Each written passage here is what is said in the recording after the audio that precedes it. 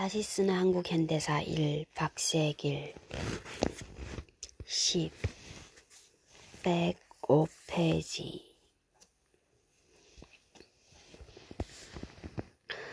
63. 새롭게 구성된 지방경찰은 대부분 가난한 농민들이었다. 공식적인 미국 측 자료에 의하면 이와 같은 가난한 농민들이 기존 경찰의 모든 업무를 담당했다고 한다.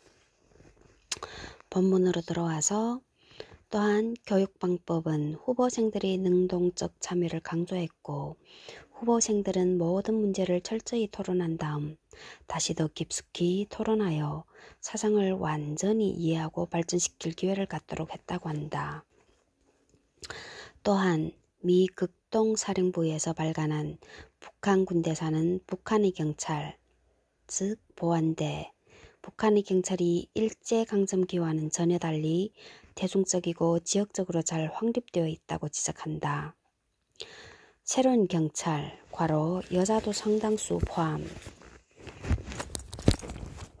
괄호 닫고 업무를 잘 익혔다. 그들은 대중 속에 뿌리를 두었으며 인민의 존경과 협력을 받았다. 그리고 한국전쟁 중 포로로 잡힌 북한의 어느 면 경찰서장을 조사해본 결과 그는 정직하고 견문이 넓었으며 자부심이 강했고 일제강점기 경찰과는 아주 달랐다. 그 포로의 말에 따르면 비록 이따금 있기는 했지만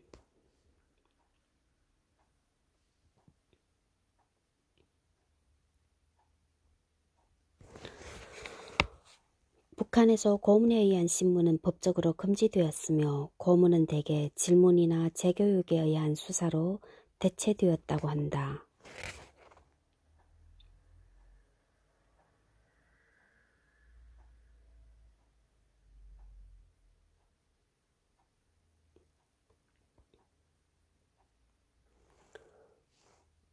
그리하여 북한 경찰은 일본 제국주의 확장의 상징이었던 고문에 의한 자백을 강요한다는 비난을 받지는 않았다.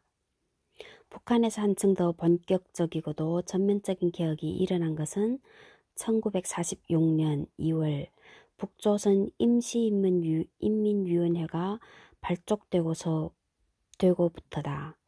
임시인민위원회는 106페이지 최초의 정상적인 선거는 1946년 10월 3일 시, 군, 도, 직할시 인민위원회의 위원들을 선출하기 위해 이루어졌다. 이 선거로 1947년 2월에는 최고 입법기관인 북조선인민회의가 개회되었으며 이 회의가 제정한 법에 따라 여러 부와 국으로 이루어진 북조선인민위원회라는 명칭의 행정부가 만들어졌다. 이와 같은 형태의 북한 정부 구조는 1948년까지 존속되었다. 조순승, 앞의 책 113쪽 참조. 북한 전역을 포괄하는 실질적인 의미에서 최초의 중앙기구였다. 아울러 정상적인 선거 절차를 따르지 않고 급박한 개혁사업을 위해 임시로 창설되었다는 의미에서 일종의 임시혁명정부와도 같은 것이었다. 67. 북조선 임시인민위원회는 다음의 세 가지를 강령으로 내걸었다. 1. 우리는 완전히 독립국가의 건설을 기함. 2. 우리는 전 민족의 기본 요구를 실현할 수 있는 민주주의 정권의 수립을 기함. 3. 우리는 일시적 과도기에 있어서 국내 질서를 자주적으로 유지해 대중생활의 확보를 기함. 임시인민위원회는 3월 23일 일제잔재의 숙청, 국내 반동 세력과의 투쟁, 기본권의 보장, 대기업의 국유화와 개인 상공업의 장려, 지주의 토지 몰수, 8시간 노동제 확립 등을 주요 내용으로 한 20개 정강을 발표함으로써 이후 개혁의 방향을 제시했다. 임시인민위원회의 주도 아래 가장 먼저 착수된 사업은 토지개혁이었다. 당시 북한은 남한과 마찬가지로 전체 인구 중에서 농민이 차지하는 비중이 매우 컸다. 그러한 가운데 농가의 4%밖에 안 되는 지수가 총경지 면적의 60%나 차지하고 있는 반봉건적 지수 소작 제도는 농민뿐만 아니라 전체 민중을 빈곤과 굴종 속으로 몰아넣는 사회 발전의 결정적 장애물로 간주될 수밖에 없었다. 68.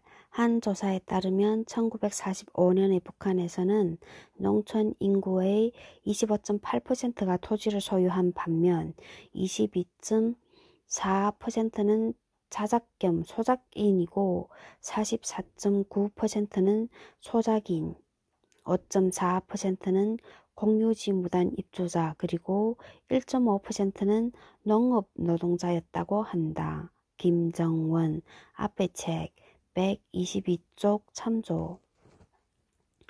따라서 토지개혁은 임시인민위원회가 스스로 표방했던 반제 반봉건 혁명을 수행함에 있어 첫 번째 관문에 해당하는 것이었다. 토지개혁은 1946년 3월 5일 북조선 토지개혁에 관한 법령이 공포되고 이를 직접 추진할 수 있는 담당 조직으로서 빈농과 농업 노동자로 구성된 11,500여 개의 농촌위원회가 만들어짐으로써 본격적으로 추진되었다. 농촌위원회의 주도 아래 일본인, 민족 반역자, 오정보, 이상을 초유한 오정보가 뭐야? 대지주의 땅은 모두 몰수되어 토지가 없거나 부족한 농민에게 가족수에 따라 무상으로 분배되었다. 69. 이 당시는 개인 영농을 기본으로 해서 토지 분배가 이루어졌다. 북한에서 토지에 대한 사회주의적 집단화가 이루어진 것은 한국전쟁 이후의 일이다. 지수라 하더라도 과거 항일독립운동에 공헌한 경우에는 특별한 혜택이 부여되었고 토지개혁에 대해 우호적으로 스스로 땅을 포기하는 지수에 대해서는 가옥과 일정한 토지를 소유한 채 고향에서 사는 것이 허용되었다.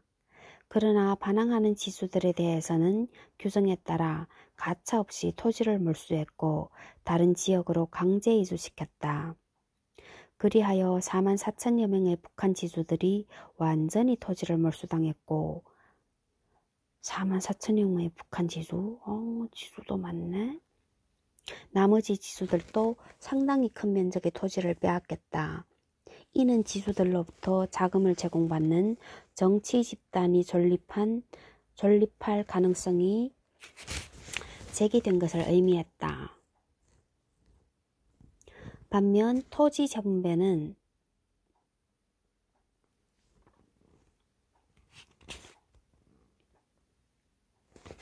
농촌 인구의 70% 이상, 즉 북한 총 인구의 약 50%의 혜택을 준 것으로 추정되며 재분배된 토지 면적은 전 북한 농지 면적의 50% 이상이었다. 북한의 지수들은 조직화되어 있지 못했기 때문에 중국이나 북베트남에서처럼 커다란 저항이나 유혈 사태는 발생하지 않았다. 이렇게 토지 몰수가 순조롭게 진행된 것은 처음에는 대지수, 다음에는 중소지수 등의 순서로 토지개혁이 단계적으로 진행된 데에도 이유가 있었다. 토지개혁에 이어 1946년 6월에는 8시간 노동제, 사회보장보험, 더욱 나은 근로조건 등을 규정한 노동법령이 공포되어 시행에 옮겨졌다. 그로부터 한 달 뒤인 7월에는 축첩, 매음, 여아, 살해 등 일체의 봉건적 여성 착취를 금지한 님녀평등권에 대한 법률 남녀인데 님녀네 제정 공포되었다.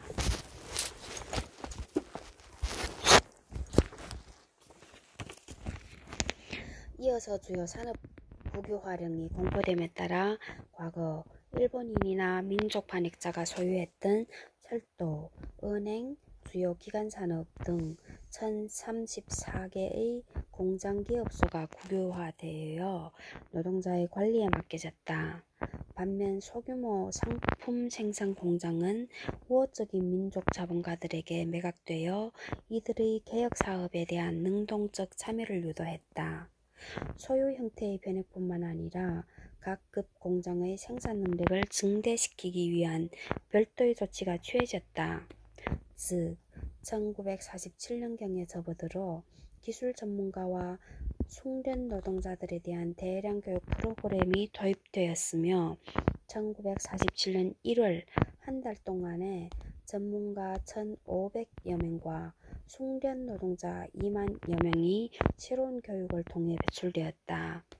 이와 함께 국민학교부터 대학교에 이르기까지 교육체계가 정비되었고 문맹퇴치운동이 대대적으로 전개되었다.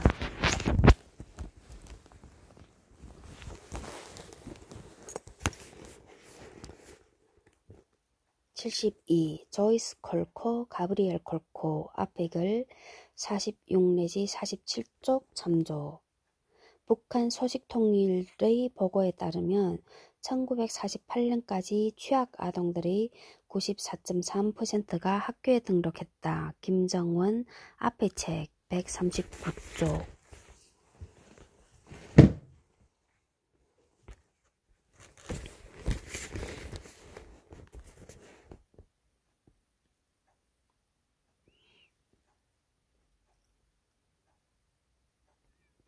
(1945년부터 1948년까지) 3년 동안에 걸친 비정치적 분야의 개혁 중 가장 괄목할 만한 진척을 보인 것은 산업개발의 효과적인 조직과 증진이다. 북한 측 보도에 따르면 1947년과 1948년의 연간 계획은 실효를 거두었으며 대부분의 부문에서 목표를 달성했다고 한다. 그림에도 전기와 직물 부문 이외에는 해방전의 생산량에 도달한 부문이 없었다. 그러나 일본, 남한과의 관계 단절이라는 불리한 여건을 무릅쓰고도 북한 경제는 괄목할 정도로 발전했다. 미 국무성은 한국 전쟁 전의 북한 경제의 발전 요인을 다음과 같이 분석했다. 특별한 재정적 힘이 북한 정권으로 하여금 북한 경제에 원동력을 불어넣어 자원을 점차적으로 투자 부문에 돌림으로써 성장의 조건을 마련할 수 있게 했다. 이와 같은 재반 개혁 조치의 결과 실제 북한 민중의 생활 환경이 얼마나 개선되었는지는 정확히 알 수 없다. 단지 당시 북한을 방문한 바 있는 인사들의 눈을 통해 간접적으로나마 추측을 할 수 있는데 예컨대 1948년 김구와 동행해 북한을 방문했던 신문기자 서광재는 북조선 기행에서 다음과 같이 묘사하고 있다.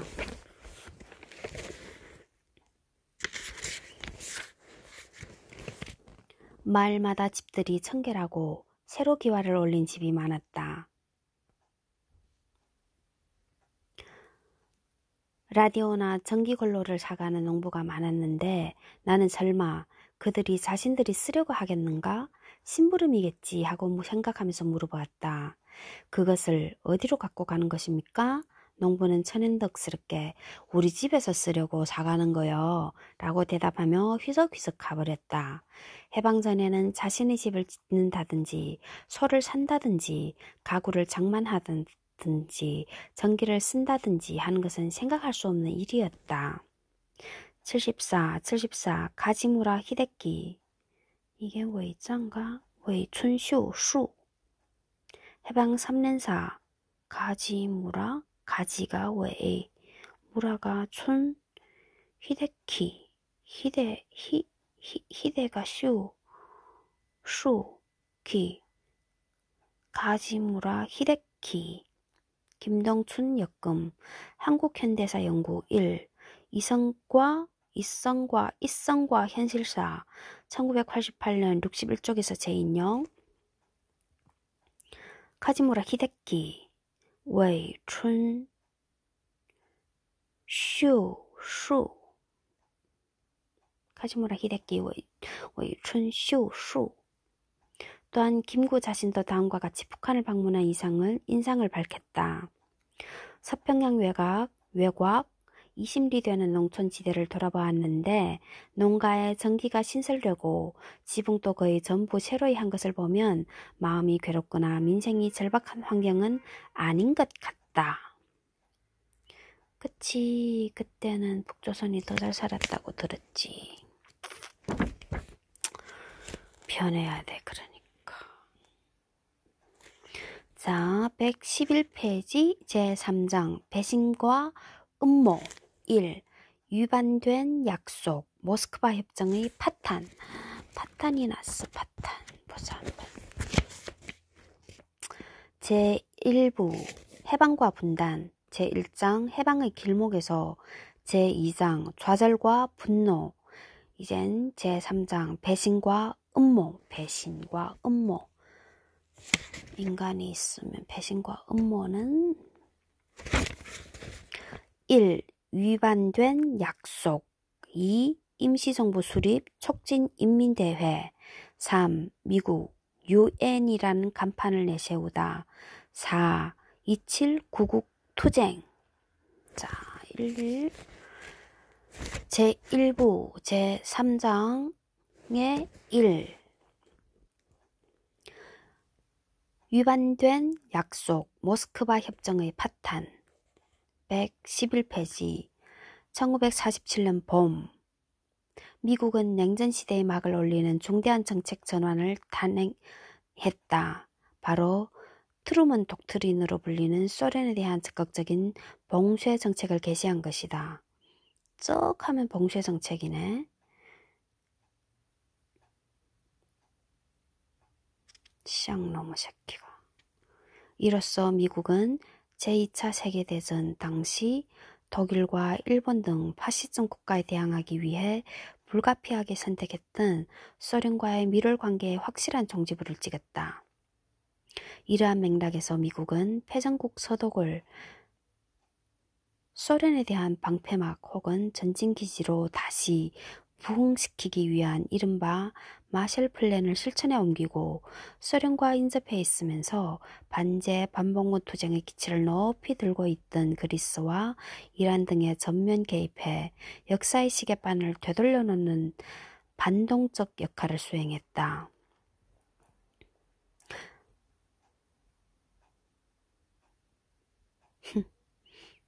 아시아에서는 일본, 필리핀, 한국 등이 전진기지지. 국토의 절반이 미군정의 통치 아래에 있었던 한반도에도 대소 봉쇄 정책은 예외 없이 적용되었다. 대만도. 오히려 한반도는 미국과 소련이 군사적으로 직접 대치하고 있음으로써 가장 첨예한 냉전의 시험장이 되고 있었다. 한반도가 냉전의 시험장이 되고 있었어. 아이고.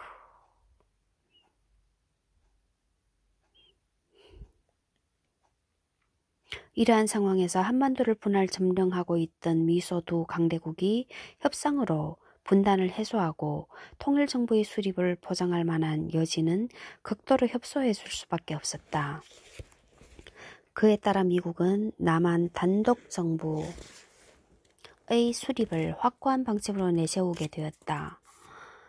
왜 미국 놈들이 방침을 내세우고 지랄들이야, 지랄을. 그게 따르는 게 더 바보지. 아이고.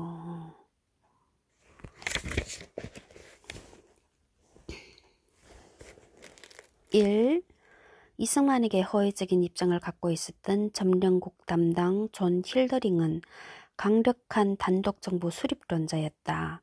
1946년 12월 4일 이후 미국에 머물고 있던 이승만은 사전에 그로부터 정책을 파악하고 미국 내의 극단적인 반공주의 의원과 언론을 상대로 단독정부 수립을 위한 운동을 맹렬하게 전개했다. 말할 필요도 없이 이러한 이승만의 행동은 이후 남한 단독정부 수립이 자신의 외교적 활동의 성과인 것처럼 치장함으로써 단독정부 내에서 주도적 위치를 차지하겠다는 다분히 정략적인 계산이 깔린 것이었다.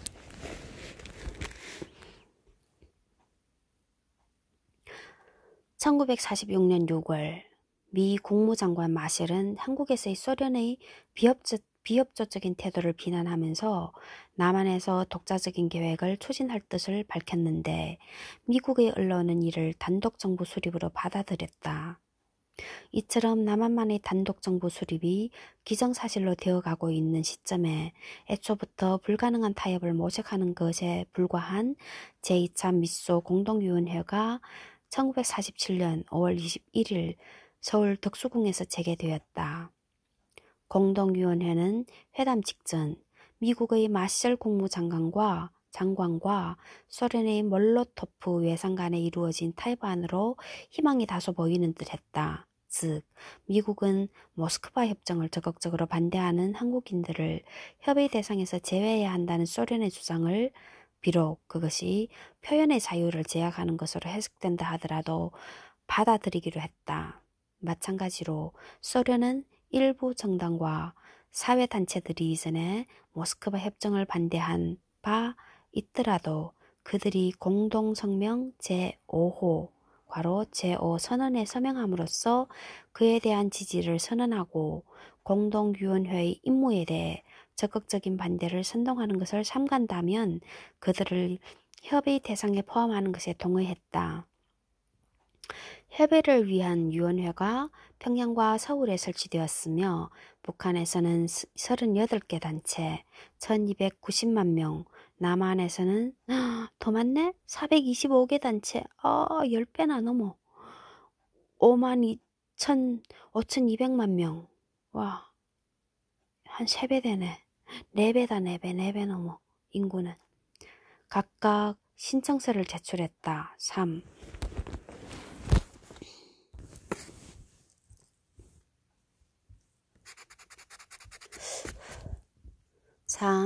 이승만 일파는 미소 공유에 대해 계속 비협조적인 자세를 취했고 그러한 맥락에서 협의 신청서 제출조차 거부했다. 이 같은 숫자는 당시 남한의 성인 인구가 약 950만 명이었고 남한의 성인 인구가 1000만 명밖에 안 되네. 북한은 더 적네. 북한은 약 450만 명이었다는 사실에 비추어 볼 때 분명 잘못된 것이었다. 이러한 문제점은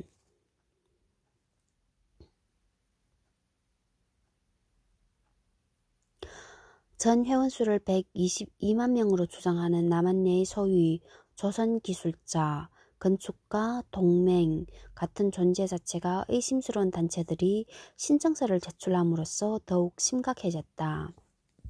그 당시 조선 전체의 노동자 수는 100만 명도 채 못 되었다. 결국 소련은 일부 단체에 대해 거부권을 행사함으로써 남한 내의 협의 대상 단체들을 대폭 삭감해 제시했다.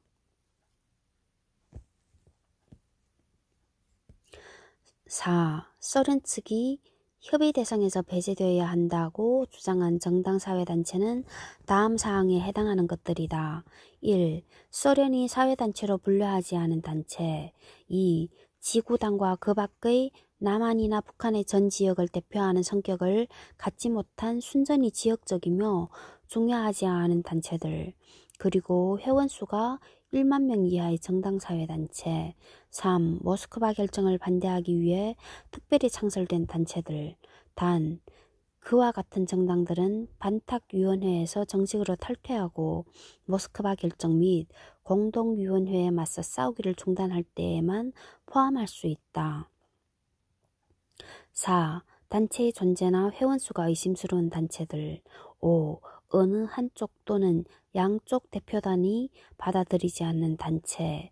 소련은 이러한 기준에 따라 반탁위원회에 소속된 대부분의 정당들을 협의 대상에서 탈락시켰다. 반탁위원회는 1946년 1월에 결성되어 6월에 개편된 단체로 한민당, 신한민족당 등 15개 우익정당이 가입해 있었다. 반탁위원회는 기본적으로 모스크바 협정 자체를 반대하는 입장에 서 있었으며 제2차 미소 공위가 개최되기 직전에 가장 활발하게 활동했다. 4. 본문으로 돌아와서 113페이지. 소련 측이 제시한 자료에 따르면 중도파 세력을 우파에 포함시킨다 하더라도 남한 내의 성향은 좌파가 47개 단체 1910만 명인데 비해 우파는 71개 단체 1940만 명이었다.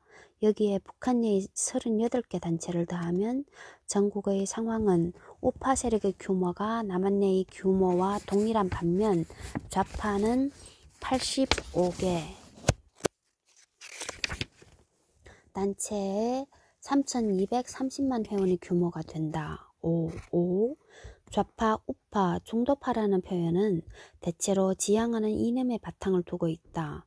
여기서는 1차적으로 남북의 민전에 가입하고 있는 정당, 사회단체를 좌파로 보고 그의 적대적인 집단을 우파, 그리고 중립적인 부분을 중도파로 분류하고 있다. 그리고 이 글에서는 중도파를 우파에 포함시켜 좌파와 대비하고 있지만 실제 중도파의 정치적 경향은 좌파에 더욱 가까웠다. 그런데 반드시 유의할 점은 이러한 구분이 현실에서의 정치적 동맹과 대립을 그대로 반영하는 것은 아니라는 사실이다. 예컨대 1948년 이후 미국에 의한 남한 단독정부 수립 계획이 분명해졌던 시점에 남북의 좌파, 중도파, 우파의 일부는 단독 선거와 단독 정부 수립에 반대하는 공동 전선을 펴기도 했다.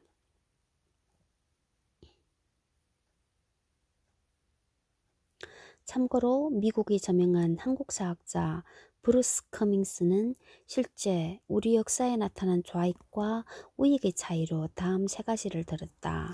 한국사회 1. 한국사회에 내재한 일제잔재의 철저한 박멸과 친일파의 철저한 숙청. 2. 대종정치와 대종조직 및 그것이 함축하고 있는 형평의 달성. 3. 자원의 할당, 특히 토지 분배의 불평등을 야기하고 있는 봉건제도의 척결. 브루스 커밍스, 한국전쟁의 기원, 상 150 내지 160쪽. 5. 본문에 돌아와서 공인된 좌익단체들이 공인된 우익단체들에 비해 회원수에서 거의 2배에 달하는 셈이다. 이 같은 소련의 제안에 대해 미국은 즉각 반발하고 나섰다. 미국 측은 어떤 정당이나 사회단체도 그 단체가 공동위원회, 모스크바 협정 혹은 미소 양국의 어느 한쪽에 비해 적극적인 반대를 조장하거나 선동하지 않는 한 배제해서는 안 된다는 입장을 견지했다.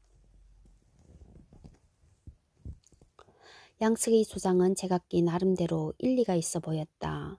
그럼에도 이에 대한 평가는 결국 한국 민중의 요구가 무엇이었으며 미소 양국이 이를 어떻게 반영하고 있었는지를 살펴봄으로써 가능해질 것이다.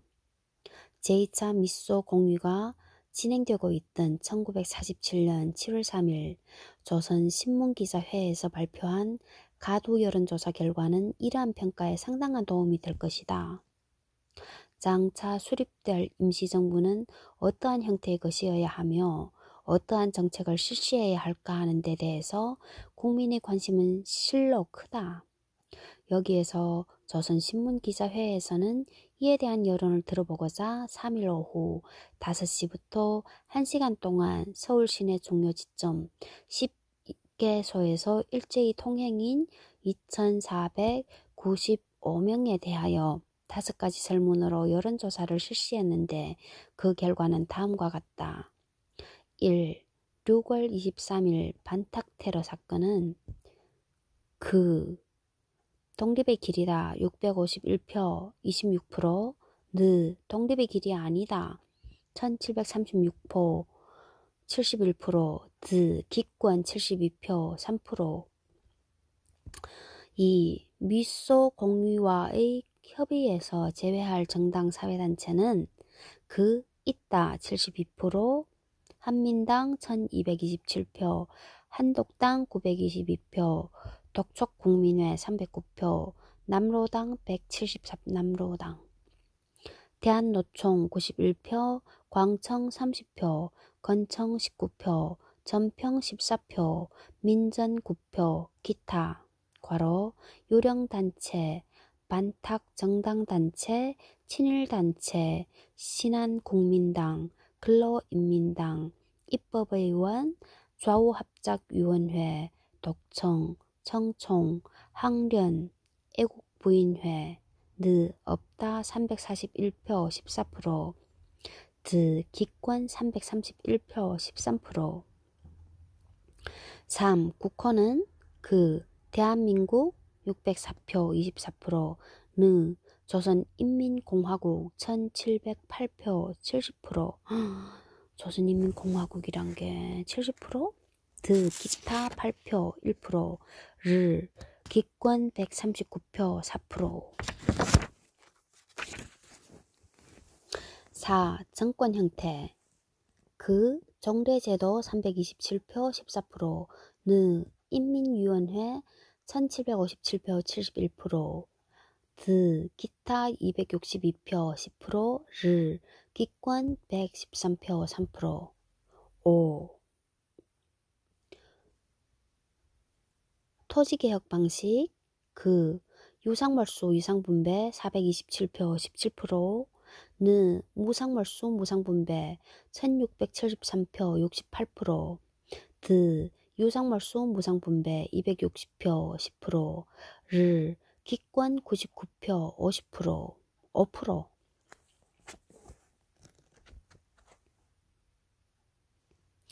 언쟁과 상호비난이 꼬리를 무는 가운데 미국은 제2차 미소 공유에 즈음하여 일시적으로 모스크바 협정 반대 시위를 금지하던 종래의 조치를 취소하고 민중운동에 대한 대대적인 탄압을 개시했다.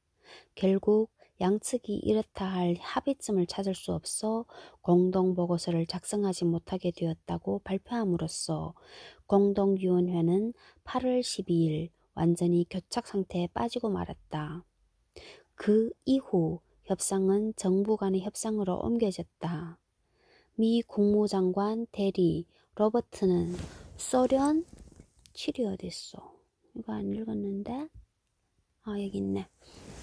영국, 중국, 외상에게 새로운 제안을 담은 서한을 보냈다. 앞에 7에 관한 해석. 7. 노동선 역금, 민족과 통일, 사계절, 1985, 215 내지 216쪽. 이 자료를 살펴볼 때 미소 공유의 쟁점과 관련해 주목해야 할 점은 협의 대상에서 배제되어야 할 정당, 사회단체의 존재 여부와 좌우익에 대한 대중의 지지 정도다. 이러한 맥락에서 여론조사 결과에 나타난 우선적으로 배제되어야 할 정당, 사회단체는 소련이 협의 대상에서 탈락시킨 단체와 대체로 일치한다.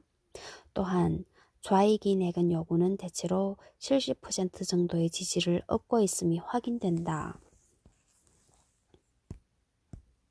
본문으로 돌아와서 117페이지. 이 제안은 모스크바 협정에 관련된 4대국이 9월 8일 워싱턴에서 만나 모스크바 협정을 대신할 새로운 방법을 검토하자는 것이었다.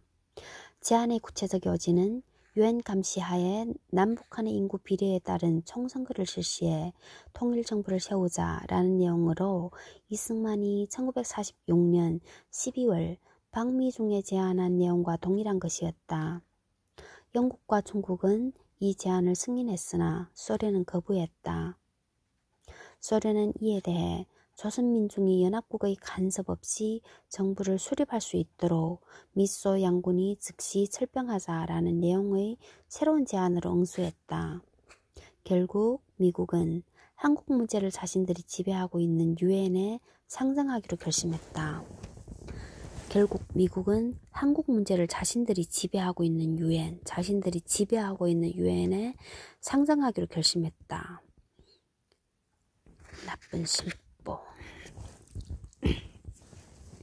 이렇게 하여 미소 공동위원회는 1646년 3월 20일에 시작되어 한국 문제 해결에 아무런 도움도 주지 못한 채 1년 반 만에 종결되었다.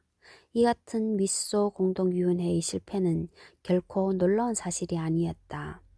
미소 양국은 애초부터 상반된 목표를 추구하고 있었고 한국의 통일된 독립은 부차적 의의만을 지니고 있었다. 어느 쪽도 결과적으로는 적대 진영에 가담하게 될지도 모르는 통일 한국의 수립을 위한 대가로 한 번 더의 반쪽에 대한 기득권을 포기하기를 원하지 않았다. 예상대로 협상이 실패로 끝나자 미소 양국은 협상의 실패에 대한 예외의 비난으로부터 자신을 지키고 한반도 내에서 더욱 유리한 고지를 점령하기 위한 새로운 방안을 모색하는 데 열중했다. 이미 밝혀진 대로 미국은 남한 단독정부 수립이라는 방침을 더욱 굳히고 9. 이와 관련해 당시 미국의 정책을 가장 충실히 대변하고 있던 이승만은 1947년 9월 17일에 다음과 같이 남한만의 총선거를 주장하는 성명을 발표했다. 이를 위한 국제적 지원을 얻어내기 위해 유엔을 이용하기로 작정했다. 분명 미국은 유엔이라는 국제기구를 내세움으로써 한국 분단에 대한 자국의 책임을 소련에 전가할 수 있을 것이라고 기대했다. 반면 소련은 한국 내에서 자국의 우호적인 세력이 더욱 우위에 있다는 그 나름의 생법으로 동시 철병을 주장했다. 이 같은 소련의 주장이 당시 한국 민중의 요구에 더욱 부합했던 것은 사실이다. 그러나 소련은 이후 국제기구에서 미국과 언쟁을 벌이는 것 외에는 한국의 재통일을 위해 그 어떠한 역할을 할 수도 없었고 또 하지도 않았다.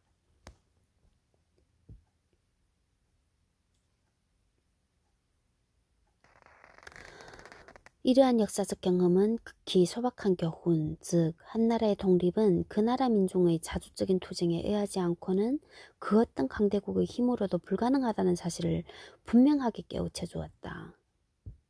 이러한 역사적 경험은 극히 소박한 교훈, 즉 한나라의 독립은 그 나라 민중의 자주적인 투쟁에 의하지 않고는 그 어떤 강대국의 힘으로도 불가능하다는 사실을 분명하게 깨우쳐 주었다.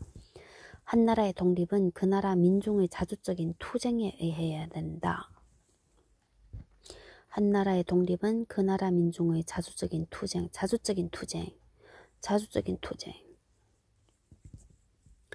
이 임시정부 수립 촉진인민대회 1947년 7월 27일 118페이지 미소 공동위원회가 난항을 거듭하다 끝내는 파탄에 이르게 되는 과정 속에서도 한국 민중은 모스크바 협정의 원만한 실현에 대한 희망을 쉽게 버리지 못했다.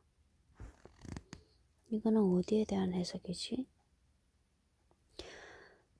남조선만으로라도 총선거를 행하여 국회를 세워야 국권 회복의 토대가 생겨서 남북 통일을 역도할 수 있을, 역도란 뜻은 달성이란 뜻인가? 유일한 방식으로 믿는 터이므로 누가 나의 주의와 위반되시는 이가 있다면 나는 합동만을 위하여 이 주의를 포기할 수 없을 것이다. 내가 총선거를 주장하는 것은 남북을 영영 나누자는 것이 아니요 남조선만이라도 정부를 세워서 국제상의 발언권을 얻어 우리의 힘으로 통일을 촉성할 문호를 열자는 것이며 만일 이보다 더 나은 방식이 있다면 우리가 다시 생각해 볼 여지가 있을 것이지만 아무 다른 방식이 없는 경우에는 이것이 유일한 방식이니 전 민족이 다 합심해서 이것을 촉진하는 것이 가할 것이다.